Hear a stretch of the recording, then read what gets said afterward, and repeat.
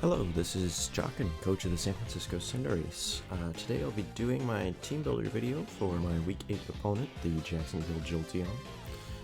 Let's get right into it. So, looking his team over, he's got Copperaja G-Max, Hydreigon, Mamo, Arcanine, Jellicent, Jolteon, Claydol, Passimian, Rapidash, and Togetic. Now, there's a couple things right off the bat. The Copperaja makes it very tricky for me to get a good G-Max on G-Max matchup, just because he has Stab Steel. With a Berry, I think I still take like 80%, and without, I'm just dead. So don't want to be taking a straight up G-Max engagement there. The Hydreigon, speed isn't too big of a problem for my team. I have a lot of things that can deal with it, but it is something I need to keep in mind. Mamoswine could be tricky if he brings like a Choice Band Ice Shard type set. And then the Jellicent gives my team a little bit of problems as well. Nothing too crazy on the Jellicent one, but it's something I have to work around. I don't want a lot of my stuff getting burned, so it's something I'll need to remember. But let's get into what I think he's going to bring. I'm expecting 5 for sure. Copperaja, Hydreigon, Mamoswine, Jellicent, Jolteon. I'm expecting to be there almost certainly. The last slot has a couple different ways it can go. If he's worried about Cinderace, I'm expecting a Flash Fire Arcanine. Because that lets him create a situation similar to when I played the Seattle Snorlax, where he has both a Flash Fire user and something that's immune to High Jump Kick. So that makes Cinderace, I wouldn't say useless, but it can't do much other than U-turn or Court Change without me predicting very well. Other than the Arcanine, he could bring Passimian if he wants to go slightly more offensive. It doesn't show it here, but Passimian, he's brought, I think, 6 out of the 7? Or 5 out of the 7 weeks, and it's 10-1, I believe. So he's doing pretty well with the Passimian. He could bring that if he wants to go more offensive, because it does hit a lot of my team. Even Aegis Slash, it gets Earthquake knockoff, and I think a Fire move as well. So he's got a lot of ways that Passimian can give my team problems. But then he could also bring one of his 2 fairies. He likes to use Togetic defensively with the Eviolite set, and he picked up Rapidash the week before this and hasn't used it yet. But it has an okay matchup. It gets like high horsepower and some fighting coverage that could make it kind of scary. So yeah, not expecting Claydol, honestly. There's too much on my team that can deal with it pretty well. But one combination of those, either Arcanine, Passimian, or one of the fairies, I think would be the last slot.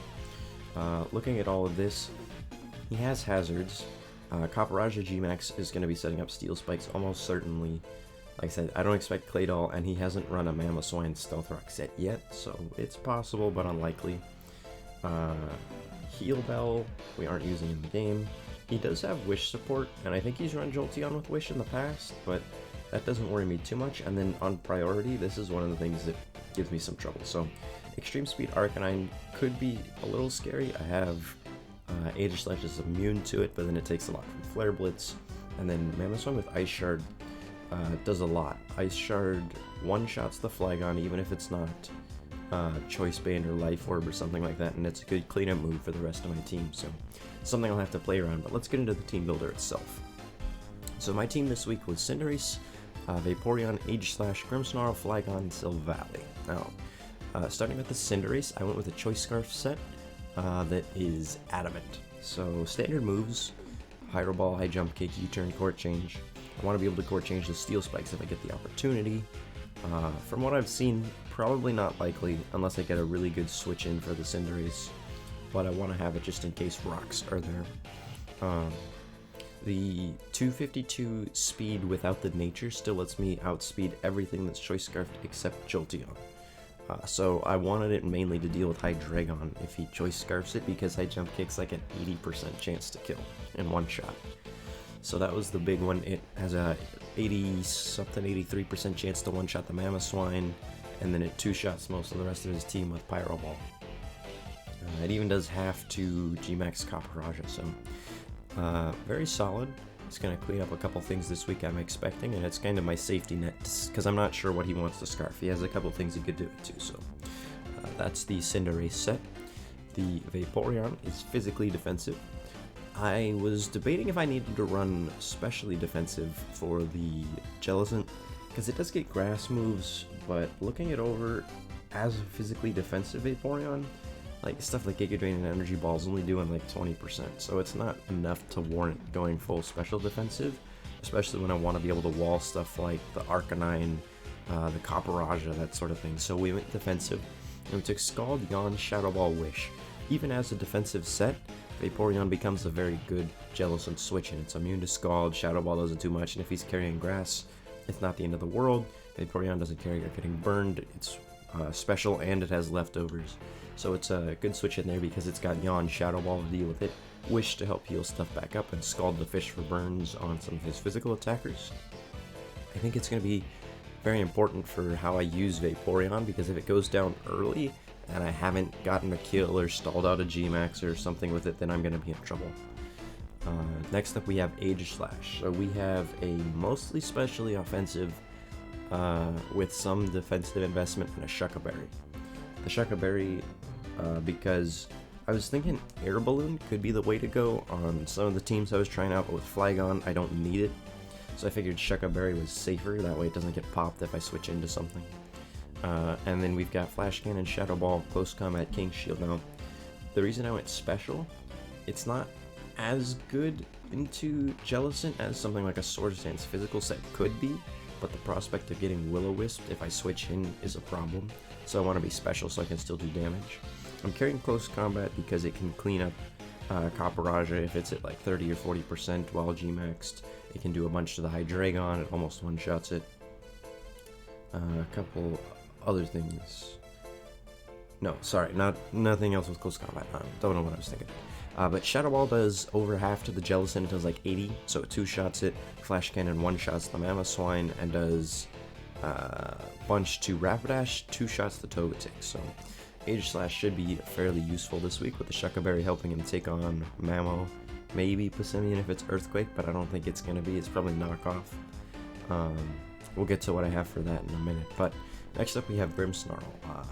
Even though I said I don't want to fight Copperaja head-on-head, or head-to-head with Grimmsnarl, I still want the Babiri Berry, because if Copperaja is still around after it G-Maxed, it could be a threat. The Hydreigon has Flash Cannon, Mamoswine gets Iron Head, Passimian gets Iron Head. There's still a lot of steel coverage running around on his team that I want to have the Babiri Berry for, just in case. Weird EV spread here. Let me explain. 252 HP, negative attack, 56 attack with a modest nature, or special attack with a modest nature, I should say. 188 special defense, 12 speed. So I wanted to see what the minimum amount of special attack I needed to get a guaranteed one-shot on the Jellicent after a nasty plot. With Dark Pulse, I should say. So I needed 56 to get a one-shot, and then I put the rest, I put 12 into speed so that I outspeed neutral Jellicent, and it's not a huge loss if he's fast Jellicent for whatever reason, because he has done stuff like that in the past. I should mention, he likes kind of unorthodox EV spreads where he'll take like 252 HP and then like 140 defense, 140 attack type sets. So I'm a little, that's why I'm being a little more conservative with the EVs, and I want to just put in like the minimum I need if he's not invested, not over invest and get screwed over on something I'm gonna two-shot anyways. But the special defense helps it switch in on Jellicent. The big reason this is special is the same as Aegislash. It's a good Jellicent switch in. The only thing Jellicent gets that scares me is Dazzling Gleam, and with this much special defense investment, it still only does like 20%, I think. So I don't even need to run Roselia Berry to not be worried about it, and when I G-Max, it does even less. So the idea is come in on the Jellicent, get a nasty plot up, and then kill some stuff. So I brought Sucker Punch just in case. Grimmsnarl is likely to get burned coming in on the Jellicent, in all honesty, because I usually run physical. He's probably got Will-O-Wisp thinking he's gonna burn the Grimmsnarl, but just in case it isn't, Sucker Punch is there as a cleanup. It does 30% to some of his more frail stuff, and then like 20% to like Copperaja or Mamoswine.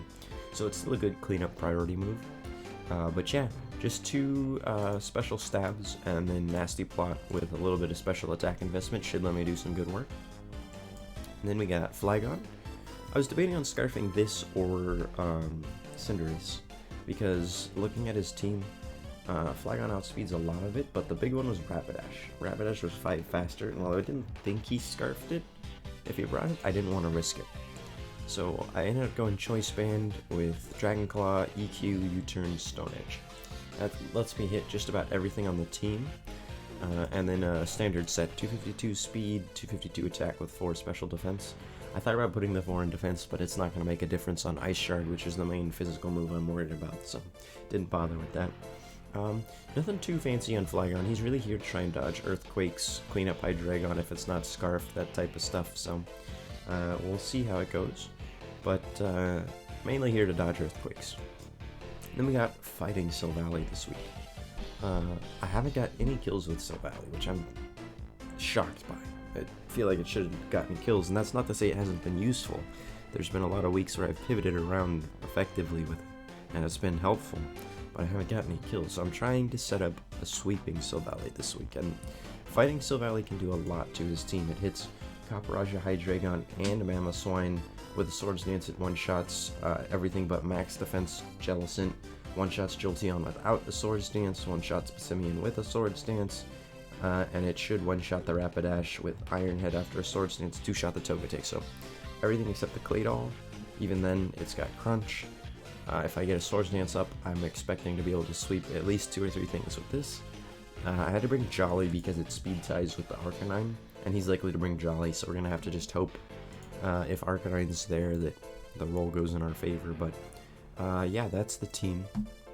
Like I said, Mamoswine and Jellicent are 2 big worries, but getting rid of the G-Max on Copperajah is going to be an important key to victory as well. I can't lose too much while I try and stall it out, so we'll see how it goes. I should have the battle video up right after this, and thank you for watching.